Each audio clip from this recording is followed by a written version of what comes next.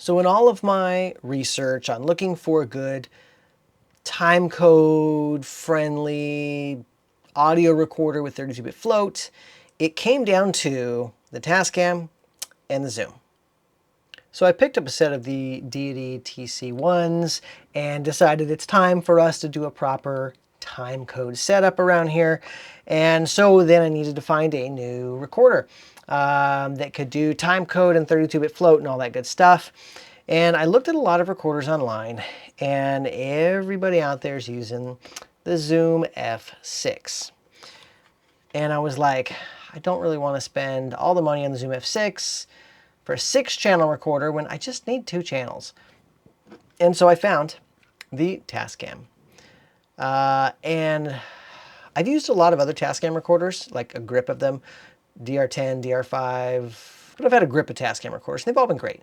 They're plastic, they're cheaper, they're kind of like, the Tamron to the Sony. I'm like, but I'm all good with that. So I was like, great, I'll get the Tascam. I got it. The short version of this review, skip to the end, I'm sending the Tascam back. And I bought a Zoom F6. Let's talk about it. I love the fact that the Tascam was like half the price of the F6. It only had 2 inputs, which I thought was fantastic because I don't need more than that. I'm pretty much just running a single boom mic into this thing. And maybe occasionally we might need 2 mics. I've also got, the Rode Pros, which we'll use if we need to put lavs on people and stuff. So I'm like 2 channels, great, all I need. So little about this recorder: 2 channels, buttons, power inputs, SD cards, time code in and out, which is fantastic. Q20 slot on the back. Great. All good. But they weren't kidding when they said this thing is plastic. I mean, this is straight up plastic. The F6, this thing is a brick. It's sturdy. Like, I've used the F6 on a number of projects over the years, so I knew what I was missing when I got the Tascam. I really wanted to like the Tascam. I really wanted to like this Tascam. I wanted to only spend $420 or whatever it was instead of the like $750 or $700, whatever it is for the Zoom F6. I don't even remember. The interface is really funky. It's just funky. It's hard to use. If you want to set levels, you have to push like 8 buttons to get to where you can set levels. But the real problem with this is power.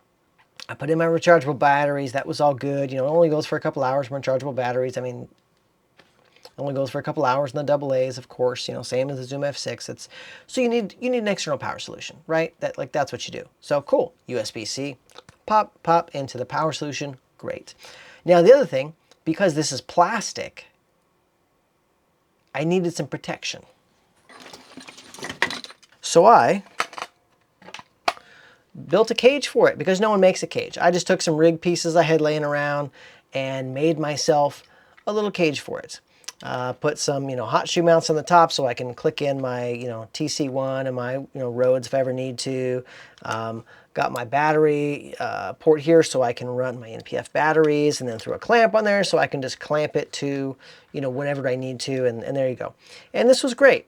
But the other thing you realize is once you rig this thing out, then you compare that to an F6. You're like, what am I saving? I'm not saving anything. And having used the F6, I knew that. So I'm like, okay, smaller is not really a thing because you have to make it safe, and then you got to plug a bunch of crap into it. The real problem is power. I brought this to a couple events. Timecode works great. Timecode's fantastic. 32-bit float is great. Record quality is great. All the things are great. What sucks is power, and that is what ruined an event for me.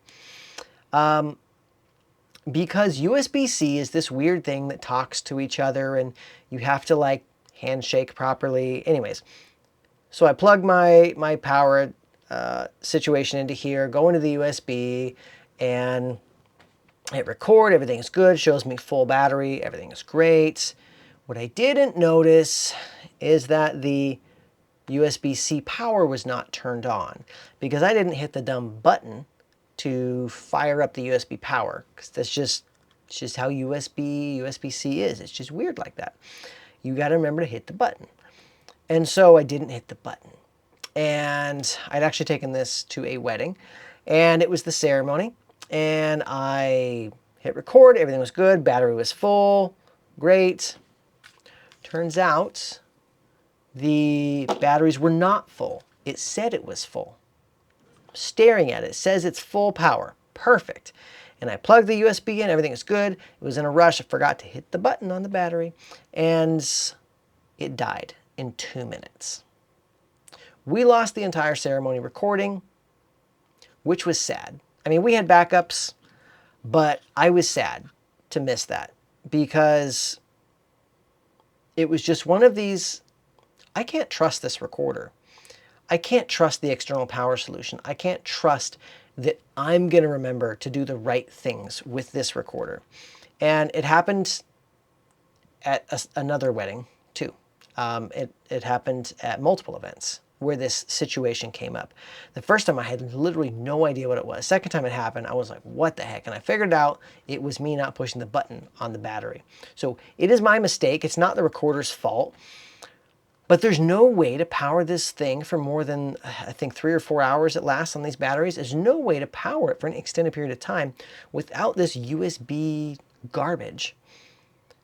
And so to me, that really knocked down the usability of this in any kind of professional environment where I want to count on this thing. And that's what it's about for me, a recorder like this. Now, I'm not saying that my use case is I'm going to plug it in and let it go for 8 hours. But my point is I need to not be worried that I've got to do an additional step to make sure this thing stays on. Whether that be changing batteries every couple hours or checking the USB thing.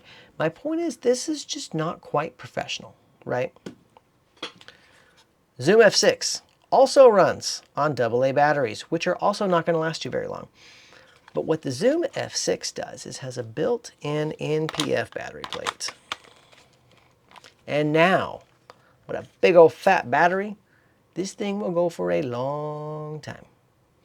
You don't have to worry that it's going to stop working. You don't have to worry that it's going to power off. You don't have to worry that you're going to come back and be like, crap, it's dead. So that's a big deal for me. Because part of the reason of 32-bit float is I'm going to set it and forget it because I'm busy doing other things. And that means I may not come back and check on this thing for 2 hours.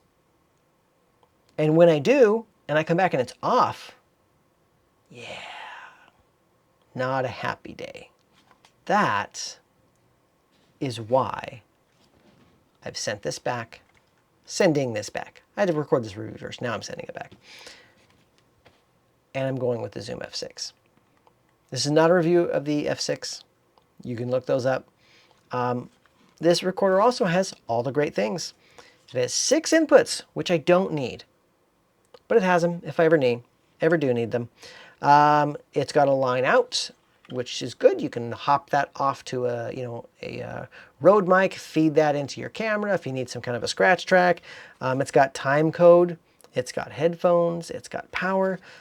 The other thing it has is the ability to simply adjust your audio by turning these little pots. Just these little dials. It's a super intuitive thing where you just go, hey, look, the level's getting louder. Hey, look, the level's getting quieter. It's actually really easy to operate. And the fact that there's 32-bit float means you pretty much can't screw it up unless you're a complete, yeah, I've screwed it up, so I'm just going to stop there. Very straightforward to operate. On any tiny screen like this, the menus are going to be a little convoluted and a little difficult to operate. And it's true with both of these recorders. When you have to go into the menus and like fiddle with all these buttons to like, what is this? Like, there's that on both of these cameras. It's not a camera review. Both of these audio recorders. But I will say, I was able to set this one up in like 5 minutes and I spent at least 10 fiddling with this one. So, pros and cons. It's a good recorder. It works, it's got good sound quality, it's got good options, it's got timecode, which the Zoom F3 did not. I was just going to get a Zoom F3. The Zoom F3 did not have timecode. Does not have a proper timecode in and out. You cannot plug in a DDTC1. You cannot do any of that kind of stuff with the Zoom F3. You can with the F6. So the F3 was out, F6 or this guy were my options. And I decided to go the cheaper route, and I figured out why it's cheaper. Because it doesn't work as good, and you cannot rely on it professionally as much. And boy, that thing is plastic. Really feels like you can just drop it and it will keep working. It's heavy too. So all that to say, that is my review of the Tascam FR-AV2. FR-AV2 Tascam. It's a good recorder, and if you're working within parameters that mean it works for you, then great. No issues with timecode, no issues with the record quality, no issues with any of that stuff. It's fantastic on all those fronts. You'll notice when I buy new things, I do keep all like the little screen stickers on for like a couple weeks until I'm like, am I going to keep this? So yeah, never even took that screen sticker off, and it didn't last that long. Had this for 2 or 3 weeks, and I'm just like, you know what? I don't trust this recorder. I don't trust it. So that is my review of the Tascam. Why I've sent it back, why I've bought the Zoom F6, and I'll probably do a review on the F6 at some point. I mean, do you guys want a review of the F6? Because I feel like there's probably enough. This thing is not brand new by any stretch. It's been around for a long time. A lot of guys use it. It's pretty standard on a lot of the kind of level of sets we run. Small teams, run and gun, like it's very, very common to see out there. And now I know why. Now I know why. Because you can actually trust it. You can trust it. That's the bottom line. It's something you can trust, and it works, and it doesn't fail on you constantly. Like this guy failed on me twice in just a few weeks. Granted, there's some operator error involved, but still, it failed. It failed. And even if it was my fault that it failed, it failed. And I failed to record audio at 2 events. Again, we had backups. It's fine. In the end of the day, it's fine. But to me, it's not fine. It's not fine that it failed. And it's not fine that I can't trust it. And that's why it's going back. I hope you enjoyed this review. I hope it was helpful to you. If you were in the market for this, I hope that it gives you some good feedback as far as what about it is good, what about it is not good. Again, it's a good recorder. I just don't trust it. And that to me is a deal breaker. So, bye-bye.